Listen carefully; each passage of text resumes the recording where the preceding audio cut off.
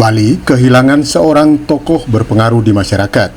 Brigadir Jenderal TNI Purnawirawan Idewo Gede Oke, mantan Bupati Badung dan Wakil Gubernur Bali ini mengembuskan napas terakhir di Rumah Sakit Umum Daerah RSUD Wangaya Denpasar, Senin 27 November 2023 sekitar pukul 18.13 waktu Indonesia Tengah, sepekan setelah suami dari Walniati Oke ini berulang tahun ke-87 tahun. Setelah semalam di kamar jenazah rumah sakit, Selasa 28 November 2023, jenazah mantan Dandim 1611 Badung ini disemayamkan di Jero Suci, kediaman almarhum di Jalan Nusantara, Kota Bangli. Kamis 30 November 2023 petang ini, keluarga mendiang Jenderal Bintang 1 kelahiran 20 November 1936 melaksanakan upacara nyiramin atau memandikan jenazah. Esok Jumat 1 Desember 2023 pukul 09.00 waktu Indonesia Tengah berlangsung upacara Meking Sandi Geni yang dilaksanakan di Setre Banjar adat setempat. Jenderal Dewo Gede Oke semasa hidupnya memiliki riwayat perjalanan yang menggetarkan.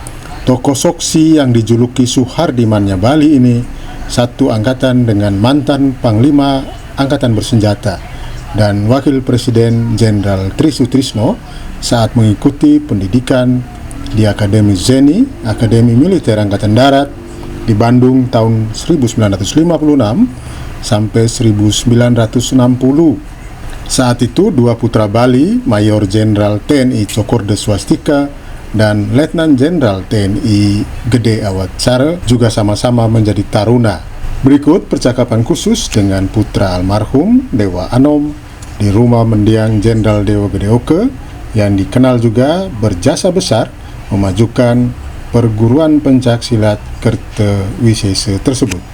Om Swastiastu, saya berada di rumah atau kediaman pribadi Brigadir Jenderal TNI Purnawirawan Idewo Gede Oke. Pak Idewo Gede Oke kemarin petang itu mengembuskan napas terakhirnya di Rumah Sakit Umum Daerah RSUD Wangaya dalam usia 87 tahun. Ya, semasa hidupnya beliau punya jasa luar biasa bagi Indonesia, bukan hanya bagi masyarakat Bali. Nah, khusus di Bali, beliau kita kenal dalam catatan sejarah menjadi Dandim Badung, lalu kemudian menjadi Kasrem, Kepala Staf Korem 163 Wirasatya, lalu kemudian dipercayakan menjadi Bupati Badung selama 2 periode setelah Pak Wayan Dana. Lalu kemudian hampir bersamaan menjelang lengser dari kursi Bupati, Pak Dewo Gede Oke dipercayakan menjadi Wakil Gubernur, lalu kemudian Ketua DPD Golkar Bali di zaman itu. Jasanya luar biasa. Salah satu yang saya catat karena saya menulis buku biografi beliau adalah melalui program Land Consolidation LC yang beliau belajar di Myanmar, lalu beliau terapkan di Bali, dan yang kemudian hasilnya kita lihat adalah Kompleks Civic Center Niti Mandala Renon. Jadi kalau bicara tentang kompleks perkantoran di Renon, itu adalah jasa Pak Dewo Gede Oke, karena melalui program atau kebijakan LC, beliau kemudian membebaskan lahan masyarakat yang kemudian dikompensasikan menjadi fasilitas publik yang juga dinikmati hasilnya oleh masyarakat di sekitarnya.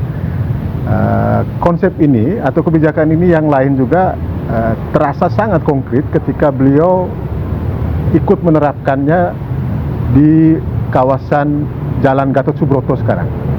Sehingga dalam satu kesempatan semasa ngobrol dengan beliau, saya sempat sambil bergurau mengatakan mestinya Jalan Gatot Subroto itu mestinya diganti namanya menjadi Jalan Brigjen TNI Purnawirawan Dewo Gede Oke, karena tanpa Pak Oke, jalan itu pasti tidak seperti sekarang. Nah, banyak stadion di Denpasar dan Badung khususnya juga itu menjadi hasil keringat beliau. Misalnya Stadion Kompiang Sujana, lalu kemudian pasar, ya. Pasar Badung itu dulu pasar yang becek, tradisional seperti layaknya pasar tradisional umumnya, tapi semasa beliau menjadi bupati, pasar itu direnovasi menjadi pasar bertingkat gitu. Nah, ini pasar bertingkat pertama di Indonesia itu. Kalau dilihat sejarah bagaimana revitalisasi pasar tradisional itu dikelola. Jasa beliau banyak sekali.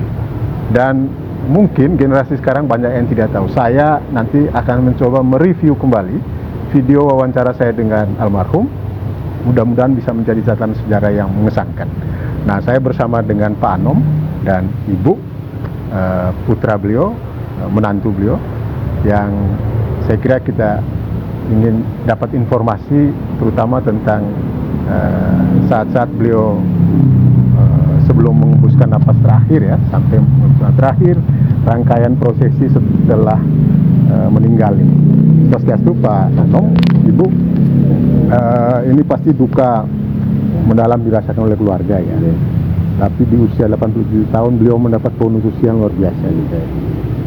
Cerita sebelum meninggal gimana Pak Anom? Ya, sebelum beliau meninggal, beliau memang akhir bulan ini sudah tidak bisa berkegiatan seperti mana biasa. Dari dia duduk maupun itu semua serba dibantu, ya. Makan pun tidak bisa selama hampir 2 bulan. Dan akhirnya pada hari Jumat saya sudah minggu yang lalu ya? Iya, Jumat yang lalu saya masuk opname di rumah sakit. Bapak juga langsung ikut opname langsung di Wangaya, karena memang sudah usia, sudah gimana, memang harus dibawa ke ICU sana. Di sana dari hari Jumat sampai ada jaraknya seminggu di sana, sampai akhirnya kemarin dengan tidur di rumah sakit yang sampai menghembus napas yang terakhir beliau dengan tenang kemarin jam 18.13 meninggal ya? Nah, rencana prosesi ngaben saya di Bali seperti biasa. Berhubung hari bulan-bulan ini di Bangli ada banyak acara adat, jadi baru tadi pagi diputuskan diberikan diberikan untuk Mekinsan di Geni harinya itu lagi 2 hari. Karena saya lagi 2 hari, sedangkan nanti ngabennya sama-sama dengan warga di Banjar Pandey. Nah, jadi Bapak tidak mau mendahului mereka yang belum. Jadi ingin sama-sama. Jadi tidak ingin diperlakukan khusus. Ya, betul. Luar biasa sekali. Jadi apapun keputusan badan adat itu diikutkan. Cuma beliau hanya minta dikremasi saja. Nah, salah satu juga yang saya ingin tambahkan bahwa Pak Oke punya jasa besar juga ketika menggagas berdirinya patung Puputan Badung, lalu patung Kapten Japo yang kita lihat di Bundaran Renon itu. Ini adalah 2 patung yang dibuat oleh seniman besar yang kemudian menjadi pahlawan nasional di Yogyakarta, Pak Edi Sunarso. Pak Edi Sunarso kita tahu membuat patung Selamat Datang di Jakarta, patung pembebasan Irian Barat dan lain-lain. Dan ternyata Pak Edi ini diminta juga oleh Pak Dewa Gede Oke zaman Bupati Badung masih untuk membuat patung dari bahan perunggu. Dan ini patung berbahan perunggu pertama di Bali pada saat itu. Nah, jasanya banyak sekali, tapi nanti saya akan kisahkan secara khusus untuk mengenang kebesaran, ketokohan tokoh besar kita. Bagi teman-teman di Golkar, saya yakin pasti ikut sangat berduka karena berkat Pak Dewa Gede Oke menjabat ketua Golkar, maka Golkar Provinsi Bali sekarang punya kantor yang megah. Ya. Saya kira ini pasti jasa yang tidak mungkin dilupakan.